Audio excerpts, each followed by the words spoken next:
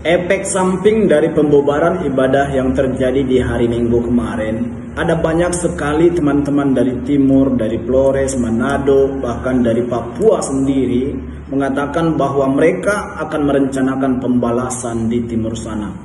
Ada banyak video-video kita lihat ya, bahkan banyak juga komen-komen yang kita baca di setiap video yang viral kemarin. Ada banyak komen-komen dari teman kita dari Timur mewakili perasaan mereka yang kecewa, marah, dan ingin membalas ya teman-teman. Dan ada juga inbox yang masuk kepada saya seperti ini. Nah, ini salah satu teman kita dari Timur ya guys, inbox saya. Malam kakakku yang tercinta, kami akan balas sampai di mana mereka berada. Apalagi di sini banyak orang Padang, banyak. Kami akan, baca aja sendiri guys.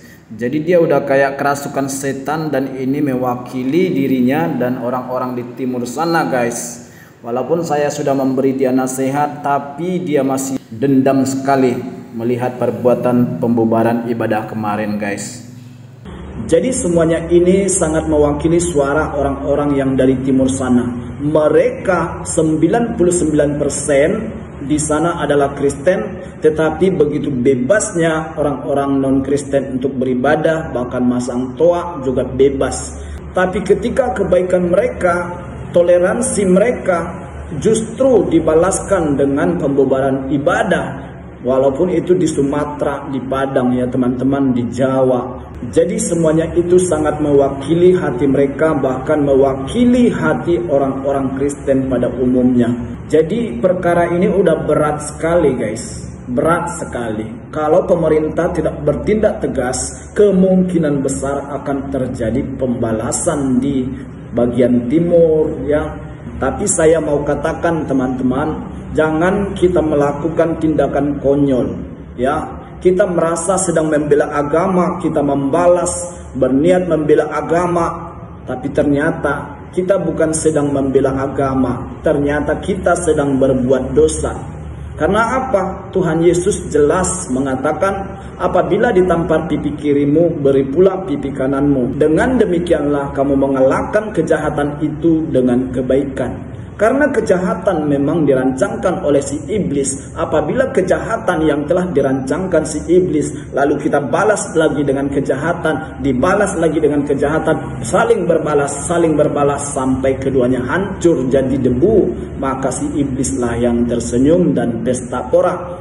Dan juga Tuhan Yesus mengajarkan dalam Matius 5 ayat 44, saya bacakan langsung perkataan Yesus. Tetapi aku berkata kepadamu, kasihilah musuhmu dan berdoalah bagi mereka yang menganiaya kamu. Karena dengan demikianlah kamu menjadi anak-anak Bapamu yang di surga. Jadi jelas kita harus mengasihi orang yang memusuhi kita, mendoakan orang yang menganiaya kita, supaya kita menjadi anak-anak Bapa yang di surga. Kita lanjut lagi teman-teman. Yang menerbitkan matahari bagi orang yang jahat dan orang yang baik, dan menurunkan hujan bagi orang yang benar dan orang yang tidak benar. Nah, kasih Tuhan itu tidak pandang bulu apakah orang itu orang benar, apakah orang menyembah dia atau tidak. Intinya matahari tetap dia berikan setiap pagi, dan hujan pun dicurahkan kepada siapapun.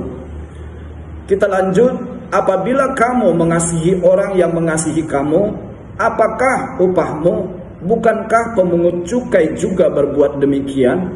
Dan apabila kamu hanya memberi salam kepada saudara-saudaramu saja, apakah lebihnya daripada perbuatan orang lain? Bukankah orang yang tidak mengenal Allah pun berbuat demikian? Jadi kalau kita hanya mengasihi orang-orang yang mengasihi kita, sesama kita, kita tidak mengasihi orang yang memusuhi kita, kita tidak ada bedanya dengan orang-orang ateis, orang-orang yang tidak punya Allah.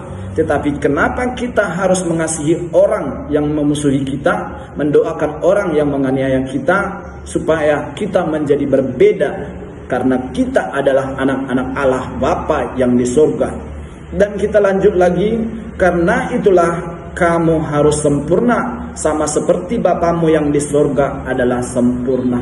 Jadi jelas guys, tidak ada alasan buat kita untuk membalas. Jangan kamu merasa membalaskan semuanya itu, dendam yang di dalam hatimu. Kamu menganggap dirimu sedang berbuat bakti bagi Allah, kamu menganggap dirimu sedang membela agamamu, ternyata kamu sedang berbuat dosa, ternyata kamu sedang melanggar ajaran Tuhan Yesus. Jadi jangan konyol, jangan kamu hancurkan hidupmu karena perbuatan buruk orang lain.